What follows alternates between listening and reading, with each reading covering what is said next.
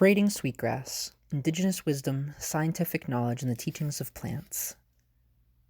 Chapter 19, The Sound of Silverbells, written by Robin Wall Kimmerer, read by Naomi Kirst-Schultz. I'd never wanted to live in the South, but when my husband's job took us there, I duly learned the flora and tried to cultivate affection for the drab oaks when I longed for fiery maples. Even if I did not feel fully at home, the least I could do was help my students develop a sense of botanical belonging. In pursuit of this humble goal, I had taken my pre-med students to a local nature reserve where the forest marched up the slope in bands of color, signifying ribbons of different species from the floodplain to the ridge. I asked them to invent a hypothesis or two to explain why the striking pattern existed. "It's all part of God's plan," said one student. "You know, the grand design." After 10 years of immersion in the primacy of materialist science as the explanation for the function of the world, I had to swallow hard. Where I'm from, an answer like that would have drawn laughter or at least rolled eyes, but in this group it simply yielded nods of assent, or at the least tolerance. "That's an important perspective," I said carefully, "but scientists have a different explanation for the distribution of vegetation over the landscape. Maples in one place and spruce in another." This was a dance I was trying to get used to, teaching in the Bible Belt. I stumbled over 2 very left feet. Have you ever wondered how the world got to be put together so beautifully? Why certain plants grow here and not there? Judging by their polite blankness, this was not a burning question for them. Their total disinterest in ecology pained me. To me, ecological insight was the music of the spheres, but to them it was just one more requirement in their pre-med education. A biological story that wasn't about humans was of little interest. I didn't understand how one could be a biologist without being able to see the land, to know natural history and the elegant flow of natural forces. The earth is so richly endowed that the least we can do in return is to pay attention. And so, with a little evangelical fervor of my own, I set my sights on the conversion of their scientific souls. All eyes were on me, waiting for failure, so I paid attention to every little detail, just to prove them wrong. Vans idled in the circle in front of the administration building while I checked my list one more time. Maps prepared, campsites reserved, 18 pairs of binoculars, 6 field microscopes, 3 days of food, first aid kits, and reams of handouts of graphs and scientific names. The dean argued that it was too expensive to take students into the field. I argued that it was too costly not to. Whether the passengers were willing or not, our little convoy of college vans was headed down the highway through the sheared-off mountaintops of coal country where the streams run red with acid. Shouldn't students devoted to a profession in health see this firsthand?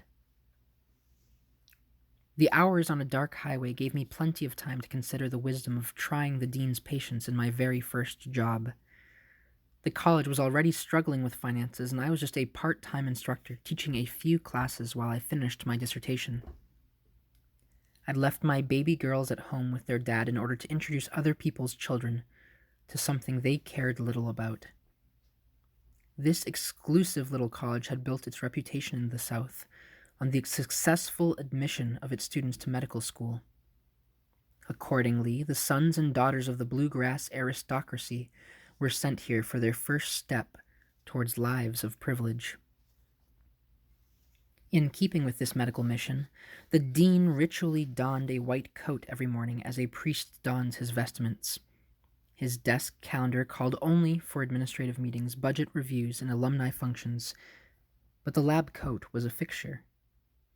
Though I never saw him in an actual lab, it was no wonder that he harbored doubts about a flannel shirt scientist like me. The biologist Paul Ehrlich called ecology the subversive science for its power to cause us to reconsider the place of humans in the natural world. So far, these students had devoted several years to the study of a single species, themselves. I had a whole 3 days to be subversive, to distract them from Homo sapiens for a glimpse of the 6 million other species with whom we share the planet. The dean voiced his concerns about funding a mere camping trip, but I argued that the Great Smoky Mountains were a major reservoir of biodiversity and promised that it would be a legitimate scientific expedition. I was tempted to add that we'd wear lab coats for good measure. He sighed and signed the requisition. The composer Aaron Copland got it right. An Appalachian spring is music for dancing. The woods dance with the colors of wildflowers, nodding sprays of white dogwood and the pink froth of red buds, rushing streams and the embroidered solemnity of dark mountains. But we were here to work. I got out of my tent the first morning with clipboard in hand and lessons in mind. The range spread out above us in our valley campsite. The Smokies in early spring are a patchwork of diffuse colors like a map with individual nations colored. Pale green for the newly leafed poplars, gray blocks of the still dormant oaks, and dusty rose for the maples breaking bud. Here and there hot pink tracts of redbud and swathes of white reveal where the dogwoods bloom, and lines of dark green hemlock trace the watercourses like a cartographer's pen. Back in the classroom, hands white with chalk dust, I had diagrammed the gradients of temperature, soils, and growing season. Before us, the mountainside spread the pastel map of our field trip, the abstract translated into flowers. Moving up the mountainside was the ecological equivalent of walking to Canada. The warm valley floor could give us a Georgia summer, while the 5,000-foot summits are akin to Toronto. Bring your warm jackets, I told them. An increase of 1,000 feet is equivalent to moving 100 miles northward and therefore many steps back into spring. The dogwoods on the lower slopes were in full bloom, creamy white sprays against the emerging leaves. Moving upslope, they reversed like a time-lapse camera, running backward from open blossoms to tightly bound buds not yet awakened by heat. Midway up the slope, where the growing season is too short, the dogwoods disappear altogether, their place taken by another tree more tolerant of the late-season frost, the Silverbells. For 3 days we wandered over this ecological map, traversing elevational zones from deep cove forests of tulip poplar and cucumber magnolia to the summits. The lush coves were a garden of wildflowers, glossy patches of wild ginger, and 9 species of trillium. The students dutifully wrote down whatever I told them, creating a mirror image of my internal checklist of things to see without much apparent interest. They asked for the spelling of scientific names so often that I felt like I was in a woodland spelling bee. The dean would be proud. For 3 days, I checked the species and ecosystems off the list to justify the trip. We mapped vegetation, soils, and temperature with the fervor of Alexander von Humboldt. At night, we drew graphs around the campfire. Oak hickory at mid-elevation, coarse, gravelly soil, check. Reduced stature and increased wind speed at high elevation, check. Phenological patterns with elevational change, check. Endemic salamanders, niche diversification, check. I so wanted them to see the world beyond the boundaries of their own skins. I was conscientious not to waste a single teaching opportunity and filled the quiet woods with facts and figures. My jaw ached at the end of the day when I crawled into my sleeping bag. This was hard work. When I hike, I like to do it quietly, just looking, just being there. Here, I was constantly talking, pointing things out, generating discussion questions in my head, being the teacher. I only lost it once. The road became steeper as we approached the top of the range. The vans labored around sharp switchbacks and were buffeted by strong winds. No more soft maples and pink froth of redbud. At this elevation, the snows had only recently melted away from beneath the firs. Looking out over the land, we could see how narrow this band of boreal forest was, a thin strip of Canadian habitat way down here in North Carolina, hundreds of miles north from the nearest spruce fir woods, just a remnant from the day when ice covered the north. Today, these high mountaintops offer a refuge that feels like home to spruce and fir, islands in a sea of southern hardwoods, perched high enough to duplicate the Canadian climate. These islands of northern woods felt like home to me too, and in the fresh, cold air I slipped the leash of my lectures. We prowled among the trees, breathing in the scent of balsam. The soft mattress of needles, wintergreen, trailing arbutus, bunchberry, all my familiars from home carpeted the forest floor. They made me realize suddenly how displaced I felt to be teaching in someone else's home forest when I was so far from my own. I laid down on a carpet of moss and held class from a spider's perspective. High on these summits live the world's last populations of the endangered spruce fir moss spider. I didn't expect pre-med students to give a damn, but I had to speak up for the spiders. They've persisted here since the glaciers picked up and left, living their tiny lives spinning webs across mossy rocks. Global warming is the major threat to this habitat and these animals. As the climate warms, this island of boreal forest will melt away, and with it the last of many lives, never to return. Already, insects and disease from warmer elevations are claiming them. When you live on the summit, there's no place else to go when the hot air rises. They will balloon away on strands of spider silk, but there will be no refuge.